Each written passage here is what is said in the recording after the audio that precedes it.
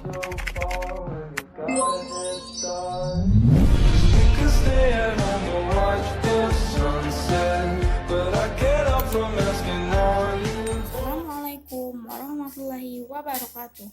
Kami dari kelompok 4 ingin mempresentasikan pada mata kuliah pembelajaran ilmu pengetahuan alam yang dosen pengampunya Pak Dadan Supadan SSI Mbiotek.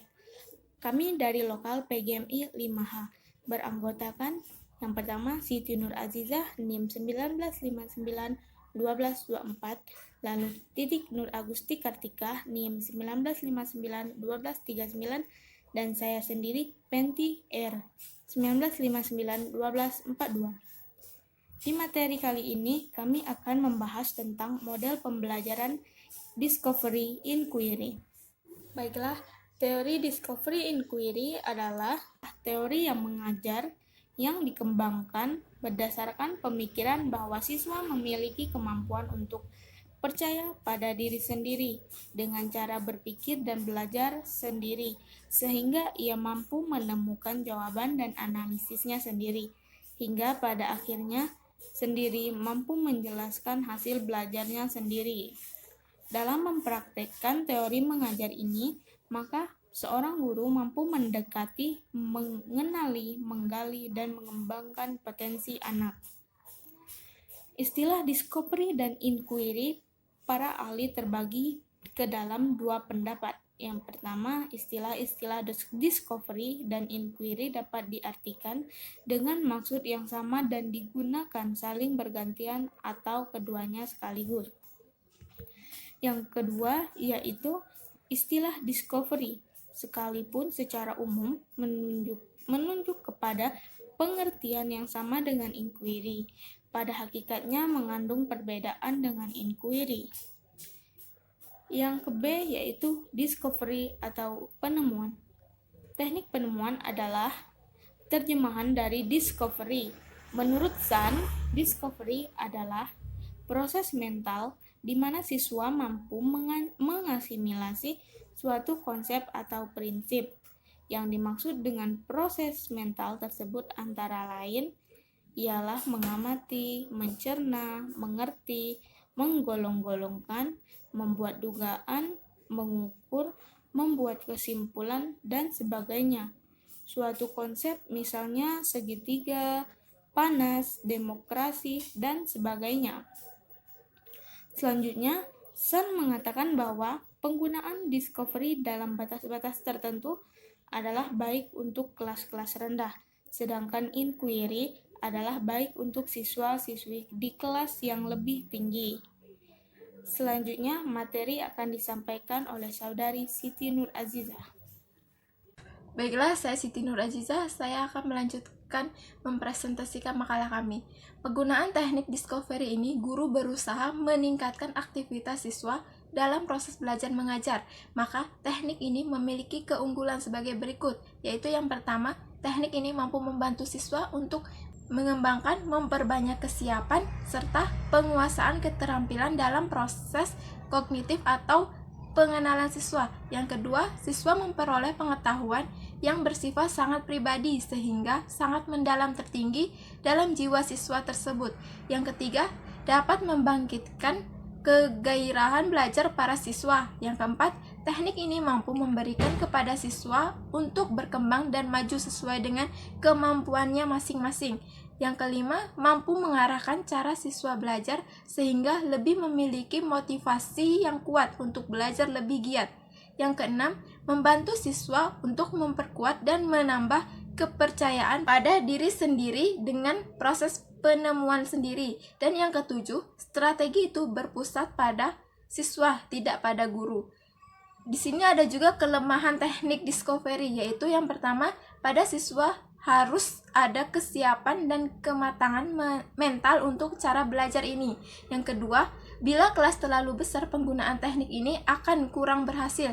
Yang ketiga, bagi guru dan siswa yang sudah biasa dengan perencanaan dan pengajaran tradisional, mungkin akan sangat kecewa bila diganti dengan teknik penemuan.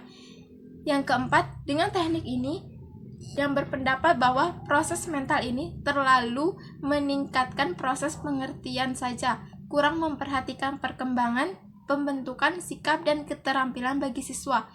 Dan yang kelima yaitu teknik ini mungkin tidak memberikan kesempatan untuk berpikir secara kreatif. Di sini ada juga bagian C yaitu inquiry. Metode inquiry merupakan metode pembelajaran yang berupaya menanamkan dasar-dasar berpikir ilmiah. Baiklah, saya akan melanjutkan materi selanjutnya yaitu metode inquiry memiliki 5 komponen yang umum yaitu yang pertama question, yang kedua student engagement, yang ketiga cooperative interaction, yang keempat performance evaluation, yang kelima variety of resources. Nah, teknik inquiry ini memiliki beberapa keunggulan yang dapat dikemukakan.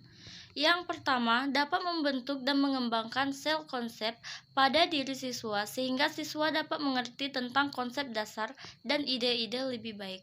Yang kedua, membantu dalam menggunakan ingatan dan transfer pada situasi proses belajar yang baru.